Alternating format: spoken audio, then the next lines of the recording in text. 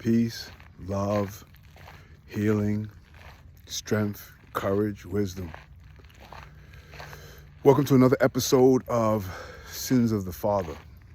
I am your host, Ani I Am, and I just wanted to share some thoughts with you that I've been having in regards to, I'm going to say, relationships, right?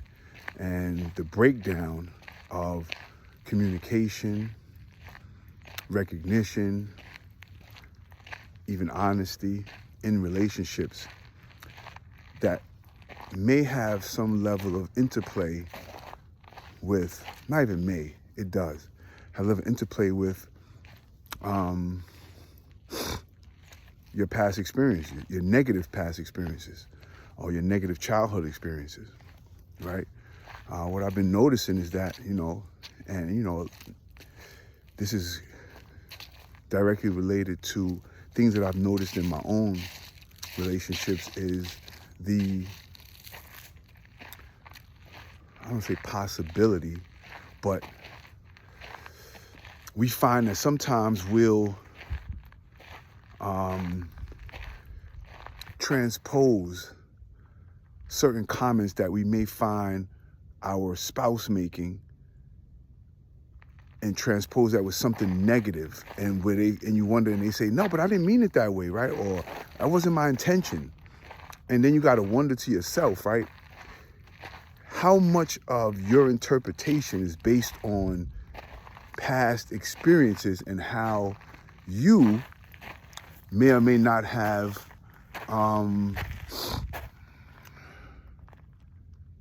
healed or gotten clarity on your ability to perceive things without it being a threat.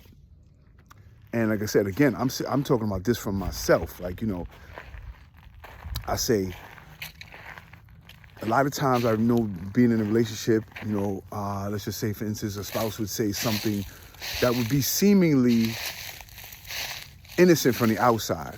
And, I would respond, what you mean by that? Like, why are you saying that? Like, or I would take offense to it. And then, she may clear it up and say, no, that's not what I meant. I didn't, or why would you take it that way? I'm not against you. Like, why would you think that that's what I was talking about? And I realized more and more that it may have been that I was interpreting it from a place of past hurt, a place of just misinterpretation, or a place of just feeling like I'm being attacked. And then I thought about it one day, and I was saying to myself, well, how could that play into what I went through as a child? How could that play into that? How I may have just interpreted, like, so many things I thought was an attack on me, and when I was younger, because everything seemed like an attack, because I probably had less of the ability to defend myself.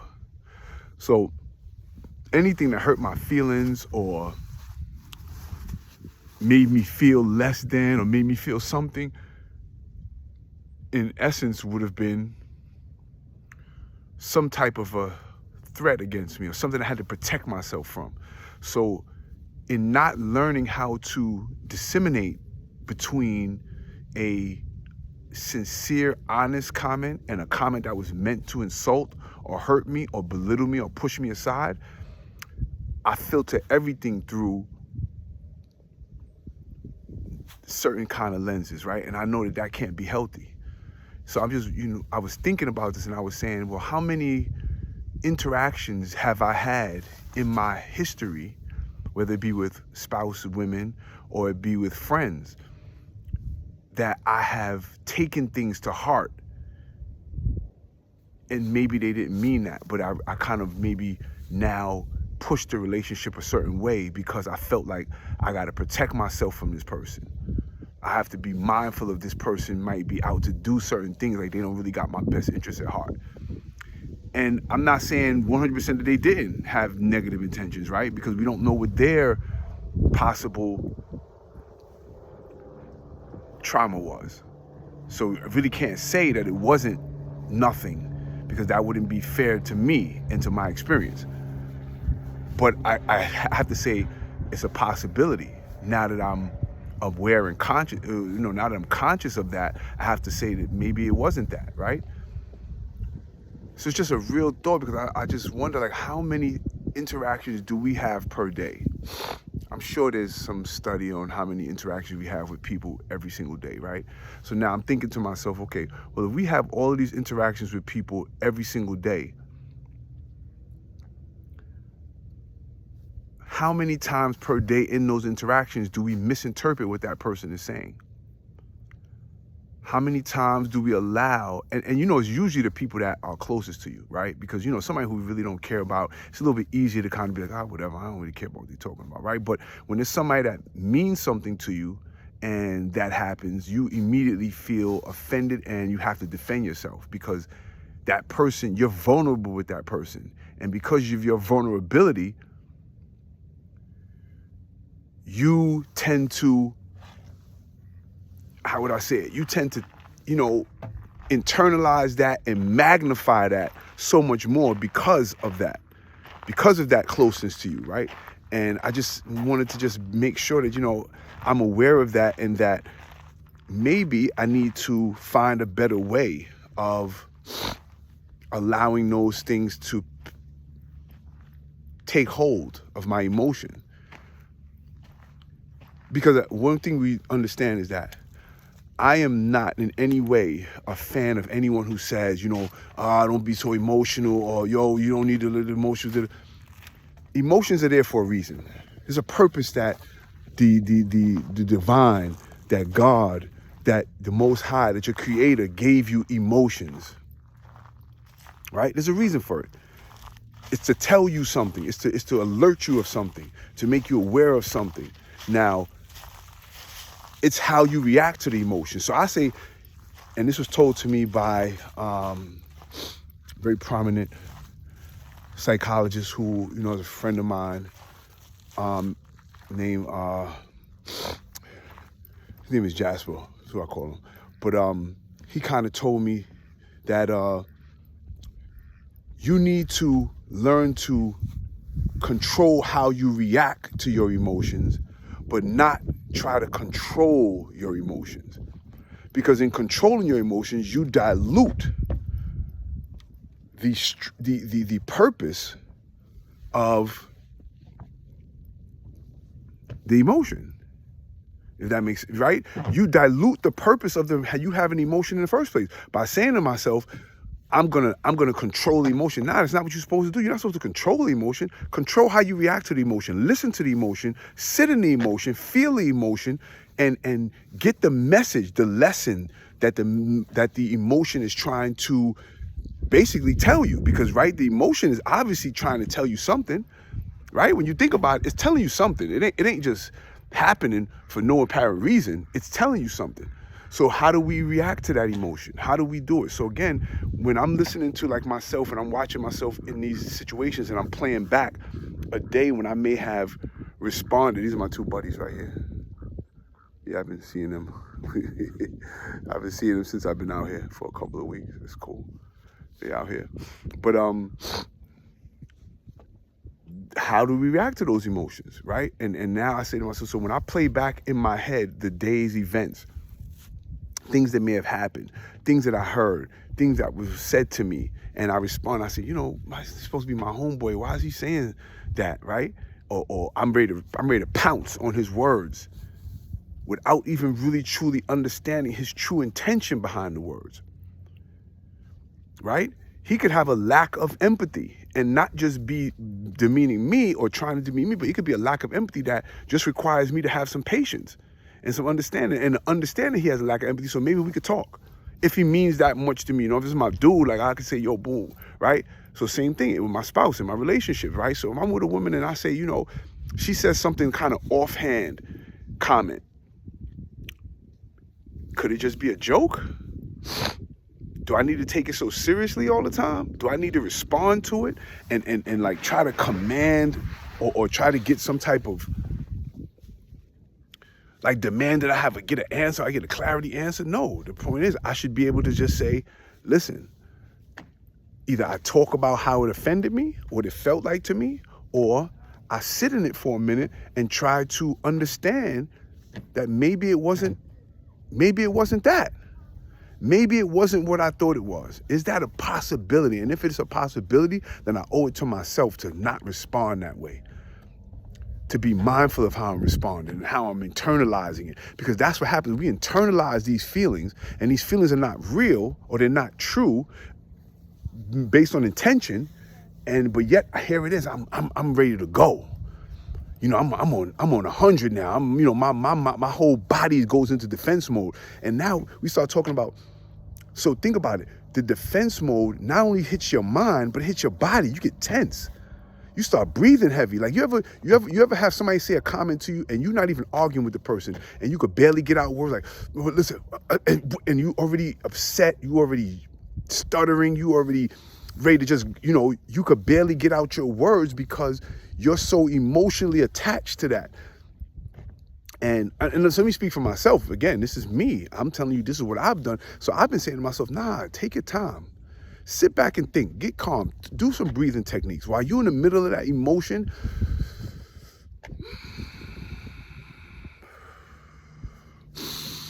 breathe in the nose, out the mouth, and take a minute. Take a minute before you respond, before you think that this is it, before you take that this is it. Oh, no. Take a minute and think, wait a minute. Is this what I'm seeing? And then maybe ask a probing question that may help you to identify, was that what it was, or maybe it wasn't, and maybe I was incorrect. It's worth it. It's worth it because you can save relationships. You can save relationships that may not need to be tarnished or broken by just asking probing questions and taking a minute to respond instead of just going into defense mode. Like I got friends that I know have had trauma-filled experiences as a child, right? I know they have. And when I listen, when we talk, I can hear it and say, I know where his response is coming from. But that's because I'm aware of it, right? I'm constantly reading, studying, trying to understand it because for myself. So now I'm just sharing that and I'm just kind of like, all right, this is where it is. This is how it is, right? This is what I understand it to be now at this point. But I understand the power of taking a moment to consider the possibilities of another perspective before responding, right? I understand the power now that it gives me to be able to not internalize something that's going to affect me negatively, which is huge. Like, I don't want this stuff to affect me negatively. I don't want to feel like every time somebody says something to me, I got to feel like I'm under attack and I have to defend myself. Sometimes I just want to relax. I want to be at peace. I want to be happy. I want to be in balance with the person that I'm around. I want to know that we have a mutual understanding and respect and love for each other, that you ain't trying to hurt me. Why would I even think that you're trying to hurt me? You know what I'm saying? Like, why should I believe in any way that you're actually trying to hurt me if you're my friend? But we'll think that with our spouse, the person that we love, the person that's supposed to be the closest thing to us, we'll believe that they're trying to hurt us. We'll internalize and we won't say nothing about it. We'll just sit there in silence, be like, ooh, okay, yeah, oh, that stung, or she tried to throw a shot at me. Or some of us will respond, but we'll respond, again, prematurely. And we'll get into an argument with our spouse, and then the spouse is the whole time is saying, nah, but I didn't mean that. I'm sorry if you took it that way, but I didn't mean it. But yet you can't even let it go now because a part of your ego is like, damn, I just played myself. And I said all this, this is what she was doing, or this is what he was doing, or whatever the case is, and come to understand that ain't even the case. So we just sat there, went through this whole song and dance to come out on the other side and say, oh man, we got egg on our face now. Because this person truly, actually cares and didn't mean any of that to hurt me. It's a lot to think about, right? When you really consider it, that's a lot to think about. So I'm just saying this to say, like, when we are in these relationships, we got to be mindful of the fact that What about our past? So is it that, let's just say, like I said, did your uncle say something negative to you? Did your uncle do negative things to you? Did your mother, did your father, whatever it was, whatever elder, whatever grown-up you was around, even other children, because we can't forget that. Other children that you may have been in contact with having their own issues, right? When you talk to them, and those are your peers, they saying things to you that's negative, that's hurtful. Think about it, right? They're saying things to you that's negative, hurtful, and you're internalized as a child. You don't even have no filter for it. You're just sitting there hurt. Like really, when you really consider it, you're sitting there hurt because you can't really interpret or understand what they are saying to you and why. Because you're a child. You don't even have the faculty in your mind. Your brain hasn't even connected yet properly. The synapses haven't even fired off in all the directions they should by this point. So of course you're sitting there and you're saying, oh man, I guess I am. And now you got to protect yourself when this friend called you stupid, when he called you dumb, when he called you stinky, when he called you whatever those words were, that he was joking or playing, but he was saying it because his parents or somebody, maybe his siblings may have called him those things. So he's shooting it at you. You don't have the defense mechanism to say, well, man, shut up, I ain't listening to that. You internalize it, but then it becomes a response, an activation in your brain that every single time somebody does something that makes you even feel slightly that way, you got to go into protective mode or battle mode, or you got to go in flight mode and get away. They say we got two modes, fight or flight, right? It's the two main modes that we go into in every situation. And fight doesn't necessarily mean physical fighting. It doesn't mean arguing. Sometimes fighting means fighting by tensing up your body and getting prepared. This is why so many of the things that we go through are mental that translate into physical issues in our body, into sicknesses, into things of that nature, because we are literally at that point,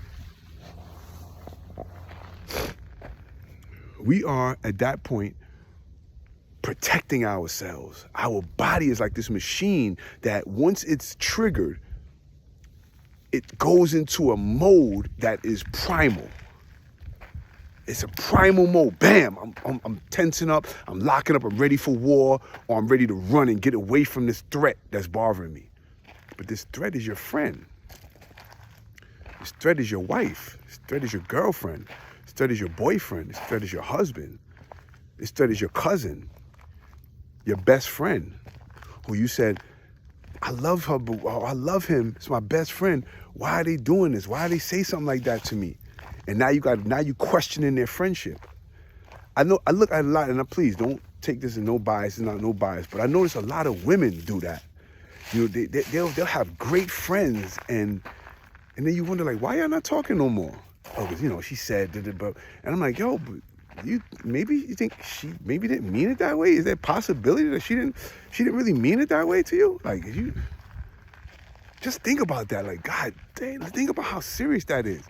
There are women who will literally give up a friendship with someone who they feel is their homegirl, who they hung out with, they drink with, they go to parties with, they feel protected with when they go out to a party, and then they'll do one thing, God forbid it's over a dude, but they'll say one thing that the other person don't like or don't understand or can't comprehend properly, and that becomes she's shade, I got to throw her some, and I'm sure dudes do it too. I just recognize it in the women more because dudes don't speak as emotionally as women do. So dude would be more like, F that dude, I ain't messing with him, man, he a sucker, or whatever, It'll be more of that vibe than it will be on the emotional side of, yo, it hurt me. I felt like she was gonna do something to me. I felt like, I wasn't protected around her. Like, dudes don't really talk like that. So that's why I think it's a little bit different. But just, this is just food for thought. Like in your relationships, whatever they may be, have empathy. Give the people grace. Don't take it immediately as a threat. Don't internalize every word that somebody says to you as something that somebody's out to try to outshine you, or they shooting a shot at you, or they trying to throw a jab at you. Don't do that. because you are diminishing your friendships, you're diminishing your relationships with people, when it could really not be that. Now, I'm not saying it's all the time it's not, because sometimes it could be this person is, not for you, but recognize that as its own thing. Don't convolute it and push it all into one experience or into one breakdown of the actual event. Separate that and say, well, is this really what happened? Or let me look at the behavior patterns maybe. But for ourselves, I'm saying this more for ourselves. Like for me, I don't want to be on guard every time I walk the street or every time I talk or come around somebody. I want to feel like I can be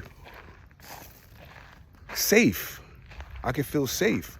So I say that for for any one of us that's listening to this, and anyone that can help, keep that mental attitude, keep that mental dexterity, keep that mental vigilance to know that you are safe, you are enough, you are perfect in your place right where you are mentally. And now do the work to continually perfect yourself. Because we're perfect as we are, but there's a continuation to perfection. Perfection is not actually a destination, because there's nothing perfect. Perfect would be inertia. You stop breathing, you stop moving, you're dead. It's not moving anymore. You're growing because it's perfect. How could you become more perfect? There's no such thing. So the real thing is perfection is evolution.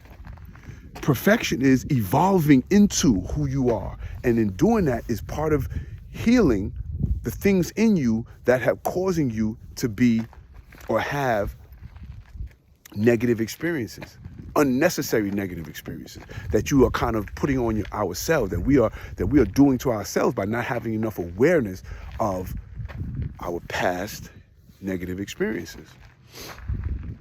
And those are really important. And I just wanted to share that with the family. Again, I'm your host, Ani I Am. I'm your host, Ani I Am, and I just want to say I appreciate you stopping in. Please, any comments, likes, I appreciate any comments. I want to dialogue with the family. I appreciate you. Again, please like, share, and follow. Subscribe to and press subscribe button, subscribe to the channel. Most importantly, I want you to share it, because more importantly, I want this to get out to as many people as possible who may just need to hear words of light and love. Like this is about healing. This is about love and light and healing for the family. Because I think that if we heal ourselves, the next generation comes out better. And that's my main goal, is to make sure that the next generation is healthier than we are, more solid than we are, more prepared for obstacles and challenges than we are and we were. And again, a level of forgiveness, because we got to forgive. We got to learn how to forgive. To grow, we got to learn how to forgive. So again, love, peace, power. I appreciate you. Again, this is Sins of the Father podcast. I'm your host, Ani I Am. Thank you for tapping in. Look forward to seeing you in the next episode. Please like, share, and subscribe to the channel. Peace.